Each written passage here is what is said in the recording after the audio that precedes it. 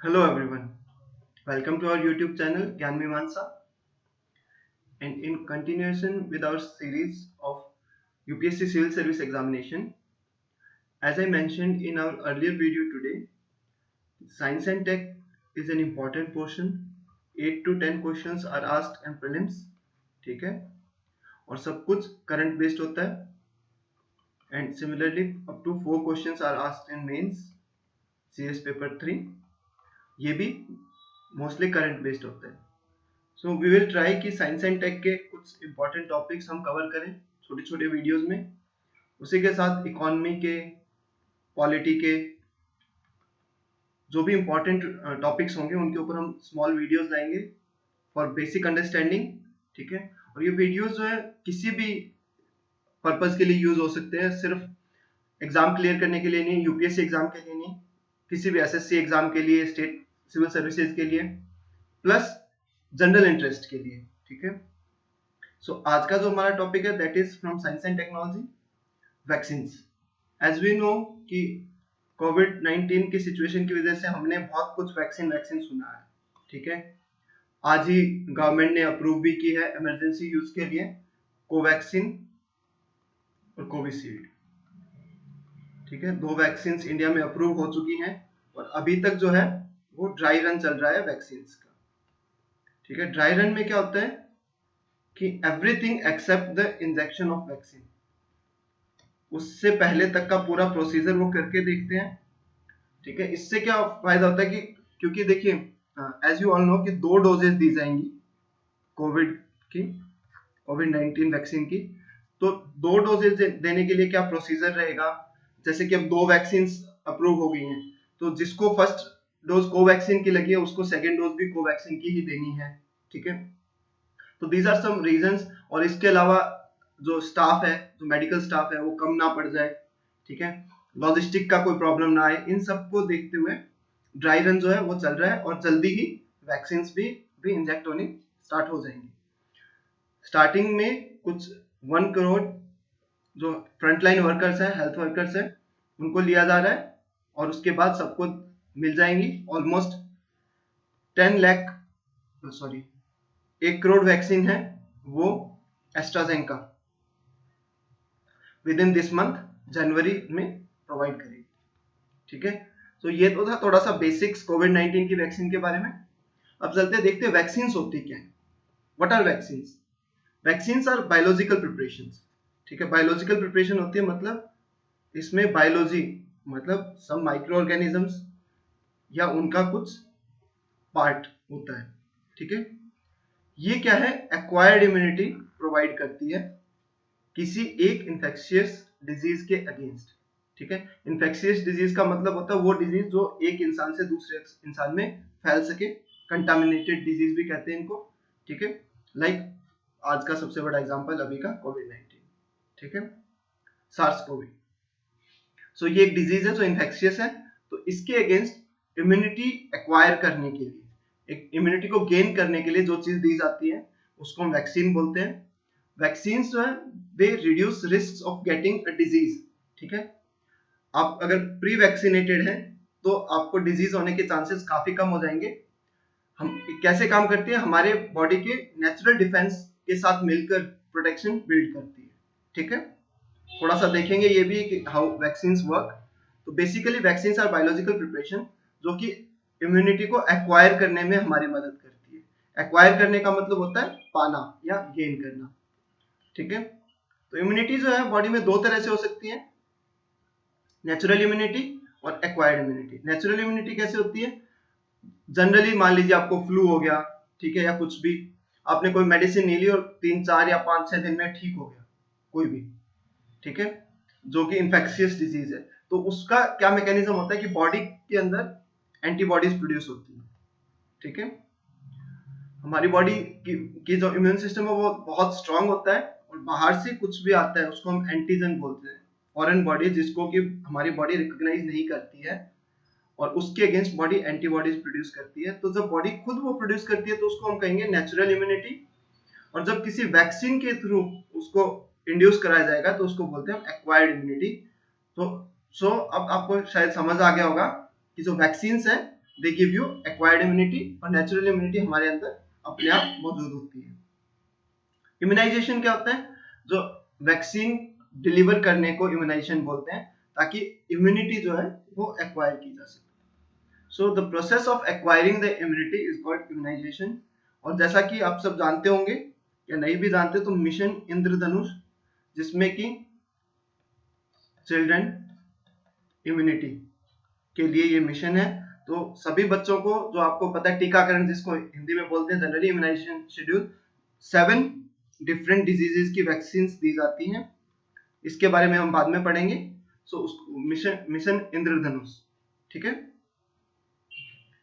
अब देखिए वैक्सीन कैसे काम करती है, ठीक है। वैक्सीन क्या होती है? जनरली वीक और dead form of germ. Germ बड़ा ही स्पेसिफिक वर्ड नहीं है, बैक्टीरिया, वायरस एटसेट्रा, जो कि बॉडी में डिजीज कॉज करते हैं। तो क्या करते हैं, इनका या तो वीक या डेड फॉर्म को लेते हैं और इसको बॉडी के अंदर इंट्रोड्यूस करते हैं। इससे क्या होता है कि बॉडी का इम्यून रिस्पॉन्स जो है वो एक्टिवेट होता है। क्योंकि जो भी ये है, इसको body as an antigen treat करती है, और एंटीजन के अगेंस्ट क्या बॉडी एंटीबॉडी प्रोड्यूस करती है। ये जो एंटीबॉडी है, these remains in the system for some time, ठीक है। और नेक्स्ट टाइम क्या है, जब भी कुछ ऐसा कोई वायरस या बैक्टीरिया बॉडी में आएगा तो दे विल रिमेंबर कि पहले जब ऐसा हुआ था तो हमने ये किया था। सिर्फ जैसे कि आप कोई भी एक काम स्टार्ट करते हैं तो पहले क्या करते हैं, एक तरह से ट्रेनिंग लेते हैं, राइट। तो vaccination is kind of training. तो ट्रेनिंग में हो सकता है आपको पूरा ना करवाया जाए, आधा काम करवा के आपको सिखा के छोड़ देंगे। नेक्स्ट टाइम जब आपको वो काम करना पड़े तो आप उसको पूरा कंप्लीट करेंगे। उसी तरह जब वैक्सीन दी जाती है तो इनिशियली क्या थोड़ा सा इम्यून रिस्पॉन्स होता है। इसका मतलब क्या, बॉडी को ट्रेनिंग मिल जाती है और बॉडी सीख जाती है। लेटर स्टेज पे जब कभी भी वो वायरस या बैक्टीरिया अटैक करता है तो बॉडी को पता है कि उसके साथ कैसे हमने काम करना है, उसको कैसे हमने रोकना है। तो बॉडी प्रॉपर एंटीबॉडीज प्रोड्यूस करती है, और इस तरह से जो है इम्यूनाइजेशन शेड्यूल है और वैक्सीन है वो वर्क करती है, ठीक है। कि समझ में आ गया होगा। एक बार थोड़ा सा रिपीट कर देता हूँ। एक कोई भी फॉरेन वो है एंटीजन है, इसका क्या या तो डेड या वीक करके देंगे। अगर पूरा तो दे दिया, मतलब कि वीक करके नहीं दिया, फुल पोटेंसी के साथ दे दिया तो डिजीज कॉज कर देगा, राइट। क्योंकि डिजीज नहीं कॉज करवानी है तो इसके लिए क्या है, इसका या तो डेड या वीक फॉर्म देंगे, बॉडी में इंजेक्ट करेंगे। और बॉडी क्या है, जब वो वीक होगा तो उसके अगेंस्ट एंटीबॉडीज बना लेगी। It gets easier for the body, ठीक है। और जब एंटीबॉडीज एक बार बन गई तो बॉडी को प्रोसीजर पता चल जाएगा कि नेक्स्ट टाइम कुछ भी ऐसा आएगा तो कैसे काम करना है। And this is the way how vaccine works. Next types of vaccine. वैसे तो बहुत तरह की वैक्सीन मिलेंगी आपको देखने को, लेकिन बेसिकली 4 टाइप्स की वैक्सीन होती हैं। इनएक्टिवेटेड वैक्सीन, इनएक्टिवेटेड जैसे कि हमने ऊपर बात की, डेड पैथोजन जो होता है, यानी डेड इधर वायरस और बैक्टीरिया, ये कोई भी पैथोजन है, उसकी स्ट्रेन को डिस्ट्रॉय करेंगे और उसको इंजेक्ट करेंगे बॉडी के अंदर, ठीक है। एग्जांपल है इसका inactivated polio vaccine. Next is attenuated. Attenuated होती है जो कि इनएक्टिवेटेड या फिर इसकी पोटेंसी को कम कर दिया जाता है, ठीक है। वीक स्ट्रेन लेंगे बैक्टीरिया की और या वायरस की और उसको बॉडी में इंजेक्ट करेंगे टू प्रोड्यूस इम्यून रिस्पॉन्स, ठीक है। एग्जांपल है बीसीजी, बेसिले ऑफ कालमेट क्यूरिन, जो कि ट्यूबरक्लोसिस के लिए होती है। ऑलमोस्ट आप अगर देखेंगे तो आपके राइट हैंड पे यहाँ पे एक निशान होता है बचपन का, वो जनरली बीसीजी की वैक्सीन का होता है, ठीक है। Next is conjugate vaccine. Conjugate vaccine में क्या होता है, कई बार क्या होता है कि जो बैक्टीरिया या वायरस है उसका जो आउटर कवर होता है वो एज एन एंटीजन काम नहीं करता, ठीक है। और जैसा कि मैंने बताया वैक्सीन तभी काम करेगी, मतलब बॉडी में एंटीबॉडी तभी प्रोड्यूस होगी जब एंटीजन आएगा। तो आउटर कवर जो है वो एज एन एंटीजन काम नहीं करता, ठीक है। तो क्या किया जाता है, इस जो भी पैथोजन है बैक्टीरिया वायरस, उसको जोड़ दिया जाता है किसी प्रोटीन के साथ, ठीक है। और अब क्या है, ये जो प्रोटीन है ये एक्ट करता है एज एन एंटीजन और बॉडी जो है इसके अगेंस्ट एंटीबॉडी प्रोड्यूस करती है। एग्जांपल है HIV, haemophilus influenza type B vaccine है, वो कंजुगेट वैक्सीन का एग्जांपल है। Next type is RNA vaccine. RNA vaccine जैसे कि रिसेंट जो फाइजर वाली कोविड वैक्सीन है, दैट इज RNA वैक्सीन। इसमें क्या होता है, वायरस का RNA जो होता है mRNA, मैसेंजर RNA, इतना डीप में जाने की जरूरत नहीं है। mRNA जो होता है उसको आइसोलेट करते हैं और उसको इंजेक्ट करते हैं और this acts as an antigen. Remaining आपको प्रोसीजर पता है, जब एंटीजन आता है तो बॉडी एंटीबॉडी प्रोड्यूस करती है। ठीक है, so these are 4 types of vaccine. Mains में अगर क्वेश्चन पूछा जाए या फिर आपसे सिंपली पूछा जाए आरएनए वैक्सीन क्या होती है, कंजुगेट वैक्सीन क्या होती है, प्री में 3 या 4 स्टेटमेंट देंगे तो यू कैन, क्योंकि इस साल जनरली करंट के हिसाब से बहुत इंपॉर्टेंट है वैक्सीन। नेक्स्ट है अप्रूवल ऑफ वैक्सीन। अभी देखिए आपने सुना होगा कि आज ही कोवैक्सीन को अप्रूव किया फॉर यूज इन इंडिया। ठीक है, यूएस ने फाइजर और मॉडर्ना की थी। ठीक है, और इसी तरह कल कुछ दिन पहले यूके ने की थी एस्ट्राजेनेका विद ऑक्सफोर्ड। ये कुछ वैक्सीन है जो अभी अप्रूव हो चुकी है फॉर यूज। तो अप्रूव कैसे होते हैं, तो इसके कुछ फेजेस होते हैं। देखिए सबसे पहले होता है प्री क्लिनिकल ट्रायल्स, इसमें होती है एनिमल स्टडी। ठीक है, एनिमल पे स्टडी होती है वैक्सीन की सेफ्टी और एफिकेसी के लिए, कितनी सेफ है वैक्सीन ये देखेंगे और उसकी एफिशिएंसी है भी या नहीं वो देखेंगे। सो ये होते हैं प्री क्लिनिकल ट्रायल्स। फिर होते हैं देखो क्लिनिकल ट्रायल्स, ये लंबा प्रोसीजर होता है, इट्स टू लॉन्ग। इसके 4 फेजेस होते हैं, अभी देखेंगे कौन कौन से फेज होते हैं। तो ये 4 फेजेस होते हैं क्लिनिकल ट्रायल्स के। फेज 1 में क्या है, बहुत थोड़े पार्टिसिपेंट्स के ऊपर एक एरिया में किया जाता है, देख लीजिए 20 to 80 पार्टिसिपेंट्स। सेफ्टी वो होती है, सिर्फ सेफ्टी देखी जाती है, कोई एडवर्स इफेक्ट तो ज्यादा नहीं आ रहे। नेक्स्ट फेज 2 में थोड़े ज्यादा लोगों पे देखा जाता है, इसमें क्या सेफ्टी देखते हैं और डोजेस डिसाइड करते हैं किस डोज तक सेफ्टी है। मान लीजिए आपने अगर नोटिस किया होगा तो पैरास्टामोल जनरली है 500 mg 650 mg अवेलेबल होती है। इसी तरह अलग अलग इसमें डोजेस में अवेलेबल होती है ड्रग्स। जनरली जो है कुछ एक है जैसे अल्प्राजोलाम है वो 2.5 mg पे ही वर्क करती है, कुछ है 0.3 mg पे वर्क करती है। तो ये क्या डोजेज है, डोज। तो डोज डिसाइड होती है फेज 2 ऑफ क्लिनिकल ट्रायल में। और फेज 3 क्लिनिकल ट्रायल है, सबसे लंबा चलता है और टेक्स इयर्स। तो सेफ्टी एंड एफिशिएंसी को भी चेक करते हैं और सेफ्टी को भी चेक करते हैं। तो ज्यादा लोगों पे ट्रायल होता है। ठीक है, आफ्टर फेज 3 ड्रग को सबमिट कर दिया जाता है, जो मेडिसिन है उसको सबमिट कर दिया जाता है अप्रूवल के लिए। और अप्रूवल के बाद भी फेज 4 होता है। फेज 4 में क्या होता है, long term efficacy, long term safety and efficacy. अभी आपने कभी कभी कुछ सुना होगा कि कोई भी मेडिसिन है, ठीक है, उसको बाद में डिसअप्रूव कर दिया गया हो, उसका अप्रूवल वापस ले लिया गया हो।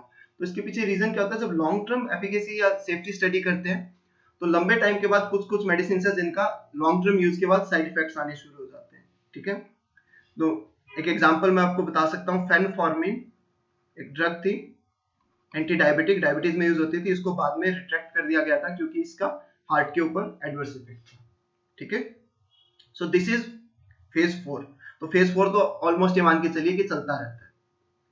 सो ये सारा काम जो है बहुत लंबा टाइम लग जाता है। अभी तक अगर हम बात करें वैक्सीन की, तो मम्स की वैक्सीन आई थी 1960s में। ठीक है, ये आज तक की फास्टेस्ट अप्रूव्ड वैक्सीन है मम्स की वैक्सीन, और ये इसको आने में भी मोर देन 4 इयर्स लग गए थे। ठीक है, तो फिर हम बात करेंगे कि अगर 4 साल लग गए इस वैक्सीन को आने में, तो जो कोविड वैक्सीन है ये तो देखिए लेस देन 1 ईयर में रेडी हो गई, राइट। तो ऐसा क्यों है कि इतने कम टाइम में रेडी हो गई है वैक्सीन? तो इसका रीजन है, जो वैक्सीन को अभी जो अप्रूवल मिला that is emergency use authorization. ठीक है, EUA।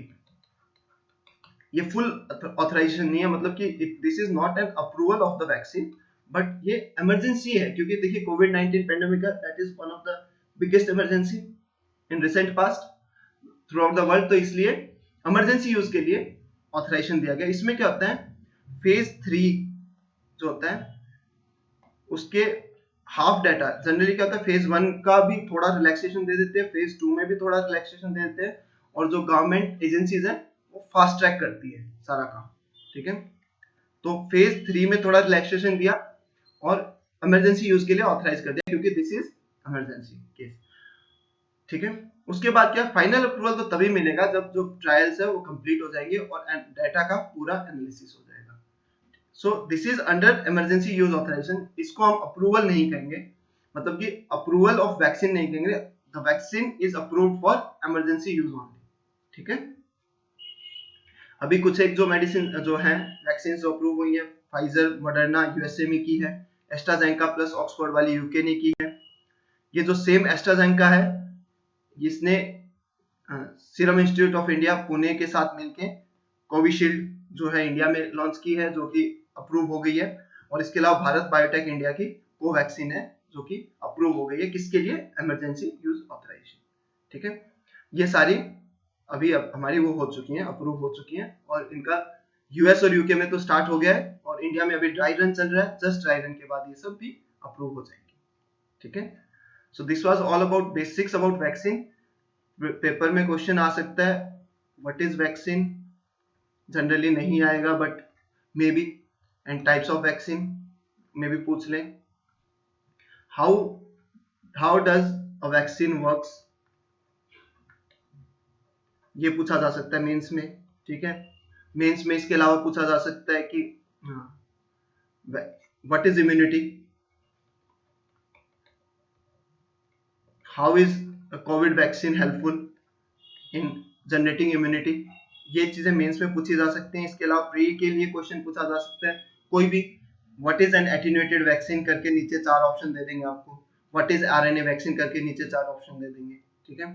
So this is possible क्योंकि वैक्सीनेशन और कोविड की वजह से बहुत न्यूज में है, ठीक है। So this was all about vaccination today. Next में भी हम ऐसे छोटे टॉपिक्स लाते रहेंगे। Stay tune and keep watching the videos. Thank you. All the best.